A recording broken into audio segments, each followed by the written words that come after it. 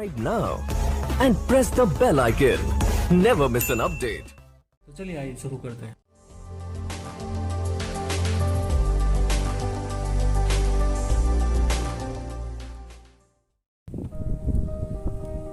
Hello listeners, आज का जो हमारा टॉपिक है वो क्या है?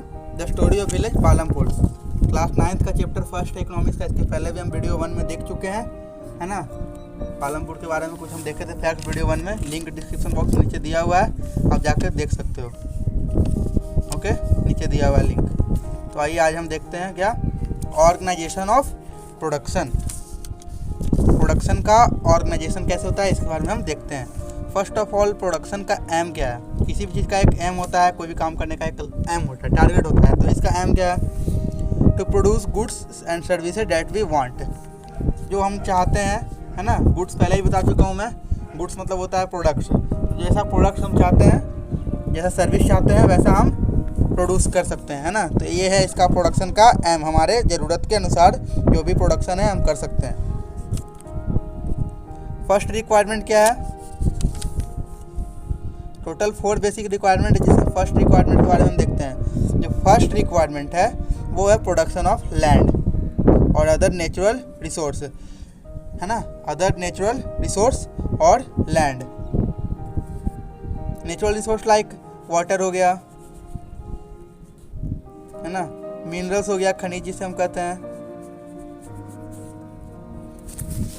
फॉरेस्ट हो गया, सब क्या में आता है? Natural resource. तो ये सब क्या है? फर्स्ट रिक्वायरमेंट है हमारा। नेक्स्ट है सेकंड रिक्वायरमेंट। सेकंड रिक्वायरमेंट क्या है? लेबर, है ना। इसे हम क्या कहते हैं? मजदूर।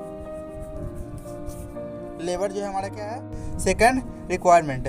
वैसा पीपल जो हमें वर्क देता है हमारे खेतों में, या हमें काम देता है ना, काम करता है हमारे लिए, और उसी की वजह से प्रोडक्शन होता है। तो सेकंड रिक्वायरमेंट हमने देख लिया। अब थर्ड रिक्वायरमेंट क्या है ये देखते हैं। थर्ड रिक्वायरमेंट क्या है? Physical capital. फिजिकल कैपिटल मतलब जो वैरायटी ऑफ इनपुट्स, है ना। जितना भी इनपुट्स चाहिए उस प्रोडक्शन में, है ना, हर स्टेज पे कुछ इनपुट चाहिए, तो उसको क्या कहते हैं? Physical capital. फिजिकल कैपिटल में क्या क्या आता है ये देखते हैं। फर्स्ट है टूल्स। टूल्स हो गया, मशीन हो गया, ये सब किस में आते हैं? बिल्डिंग्स हो गए, किस में आते हैं? फिजिकल कैपिटल में। जैसे फार्मर लोग को, किसान लोग को खेत जोतने के लिए भी कुछ चाहिए, है ना, तो टूल्स चाहिए। तो ये सब किस में आता है? फिजिकल कैपिटल में आता है। फिर जनरेटर चाहिए, टरबाइन चाहिए, ये सब किस में आता है? कंप्यूटर सब इसमें आता है, फिजिकल कैपिटल में। उसके बाद नेक्स्ट है रॉ मटेरियल। रॉ मटेरियल और मनी, ये बहुत ज़रूरी है। रॉ मटेरियल और मनी जो है बहुत ज़रूरी है प्रोडक्शन के लिए। रॉ मटेरियल लाइक हो गया, कुछ भी आपको प्रोडक्शन के लिए, लाइक बीज हो गया, ये सब किस में आता है? रॉ मटेरियल में आता है। तो ये सब बहुत ज़रूरी है। पैसा भी बहुत ज़रूरी है प्रोडक्शन के दौरान। मनी भी बहुत ज़रूरी है। कुछ अदर नेसेसरी थिंग्स खरीदने के लिए मनी बहुत ही इंपॉर्टेंट है प्रोडक्शन में। अब है फोर्थ रिक्वायरमेंट। थर्ड रिक्वायरमेंट देख लिया हमने, फोर्थ रिक्वायरमेंट देखते हैं। फोर्थ रिक्वायरमेंट जो आता है वो क्या है? Human capital.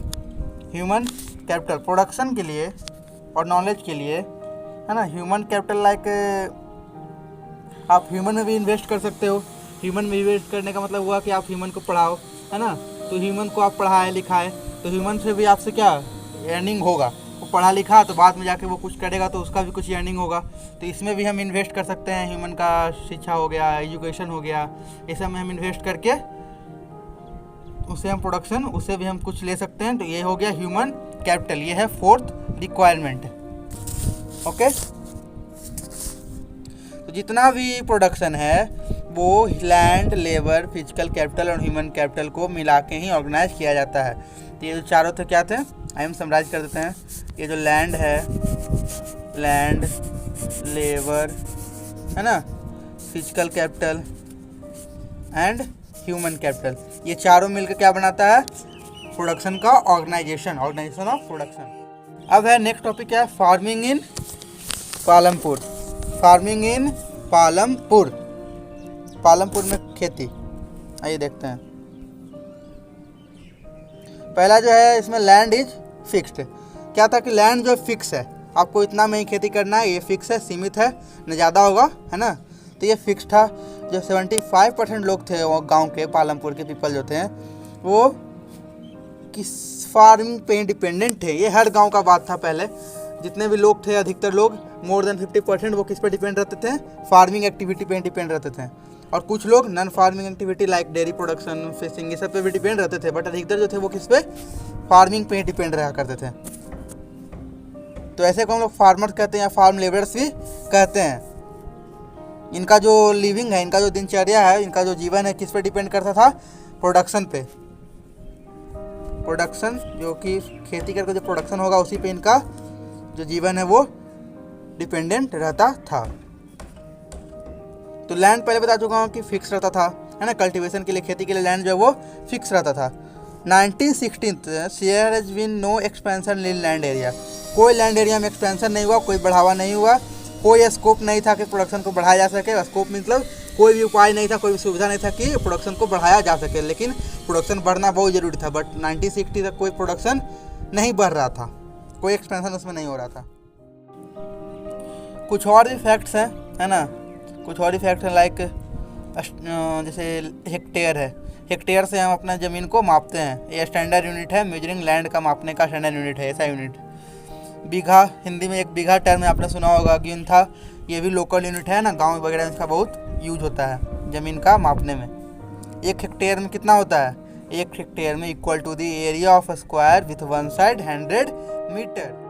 तो आई होप आपको आज का वीडियो समझ में आया होगा। Thanks for listening carefully. अब आगे टॉपिक नेक्स्ट वीडियो में मिलेंगे। Okay, bye bye. Subscribe now and press the bell icon. Never miss an update.